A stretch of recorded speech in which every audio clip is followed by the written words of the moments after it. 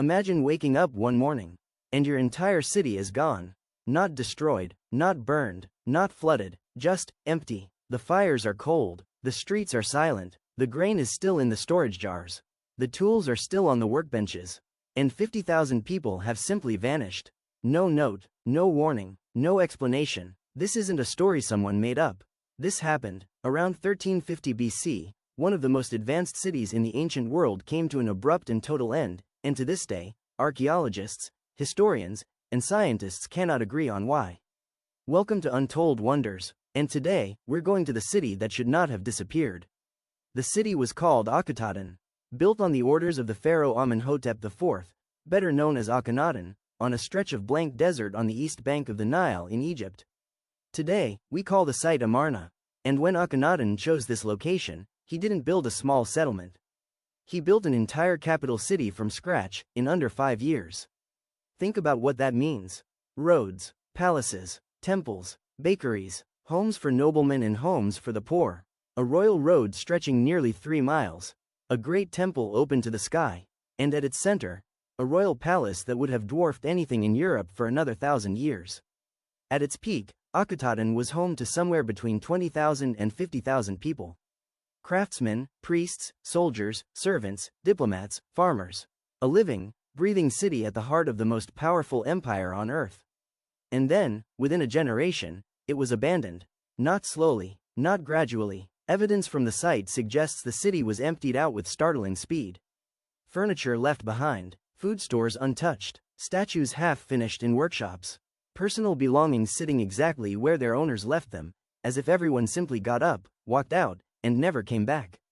So what happened? To understand Amarna, you have to understand the man who built it. Akhenaten was, by any measure, one of the strangest rulers in the ancient world. When he came to power, Egypt worshipped dozens of gods: Osiris, Isis, Ra, Horus, a rich and complex religion with thousands of years of history behind it. Akhenaten abolished all of it. In one of history's first recorded acts of religious revolution, he declared that there was only one God, the Aten, the disk of the sun, and that he himself was the sole intermediary between that God and humanity. He closed the temples, destroyed the statues, erased the names of other gods from monuments across Egypt, and he built Akhenaten as the Aten's city on earth, a place where his new religion would be lived and enforced. The priests lost their power. The old nobility lost their influence. An entire civilization was turned upside down by one man's vision. And for 17 years, it worked. Egypt was ruled from Amarna. The old capital Thebes was abandoned. The new religion was law. Then Akhenaten died, and everything he built, everything he believed, was erased almost immediately. His successors, including the young pharaoh Tutankhamun, reversed every change. The old gods were restored. The priests returned to power. And Akhenaten was simply left behind. But here's where it gets strange. Because abandoning a city is one thing, what happened to the people who lived there is something else entirely. When archaeologists began seriously excavating Amarna in the late 1800s and through the 20th century, they expected to find a ghost city. A place frozen in time. What they did not expect to find was evidence of mass death. In a series of cemeteries on the outskirts of Amarna, cemeteries that date to the period of the city's occupation, researchers have uncovered thousands of skeletons. And the condition of those bones tells a deeply troubling story. Fractures, lesions, signs of severe malnutrition, injuries consistent with heavy labor. Bodies buried in mass graves rather than the careful individual burials Egyptian culture demanded. A 2013 study of the skeletal remains found that a staggering proportion of the population showed signs of chronic stress and physical trauma. Children as young as 7 showed signs of being worked to the bone, literally. This was not the glittering capital of a golden age. For the ordinary people of Amarna, life appears to have been brutal. And then there is the question that haunts every archaeologist who has worked at this site. Where are the rest of the bodies? Because the cemeteries account for only a fraction of what should be there. If 50,000 people lived in this city for nearly 2 decades, the dead should number in the thousands upon thousands. And they are simply not there. Did they leave? Were they moved? Did something happen so catastrophically fast that the city was abandoned before the dead could even be properly buried? No one knows. So what really happened to Amarna?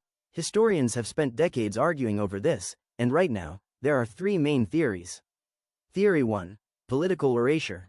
When Akhenaten's successors came to power, they didn't just reverse his religious reforms, they wanted him forgotten entirely. His name was chiseled off monuments, his city was stripped of its valuables, and the population was forcibly relocated back to Thebes and the old cities of Egypt. Under this theory, the disappearance of Amarna wasn't a mystery at all. It was deliberate, organized, and state-sponsored. The people were moved, the city was left to the desert, and history tried to bury it. Theory 2. Disease and collapse. Some researchers point to the skeletal evidence and argue that Amarna didn't just empty, it died. A combination of disease, famine, and the brutal working conditions of Akhenaten's construction projects may have decimated the population before the city was even fully finished. Under this theory, the city was already dying when Akhenaten died, and the final abandonment was less an act of political will and more the last breath of a population that had already been broken. Theory 3. Something we still don't understand. This is the uncomfortable one. Because despite over a century of excavation, despite advances in forensic archaeology, DNA analysis, and satellite imaging, there are still things about Amarna that simply don't add up. The speed of the abandonment, the missing dead, the personal belongings left behind as if their owners intended to return. The strange distribution of the grave sites. Some researchers believe there is a chapter of Amarna's story that we haven't found yet. Perhaps buried beneath the desert. Perhaps hidden in records that haven't survived. Perhaps waiting in a tomb we haven't opened.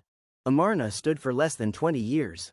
It was built by a man who wanted to change the world, populated by tens of thousands of ordinary people who had no say in that ambition, and abandoned so completely that for over 3,000 years, the desert swallowed it whole. We found it again. We've dug it up. We've studied the bones. And we still don't fully understand what happened there. That's what makes it one of the great untold wonders of the ancient world. Not just the city that vanished, but the lives of the people inside it. Lives that were lived, and suffered, and ended, and that history almost forgot entirely. If you want to know more about the strange world of ancient Egypt, the secrets, the cover-ups, the discoveries that are still being made, subscribe to Untold Wonders. We're just getting started, and leave a comment below. Do you think Amarna was abandoned, erased, or something else entirely? I want to know what you think. See you in the next one.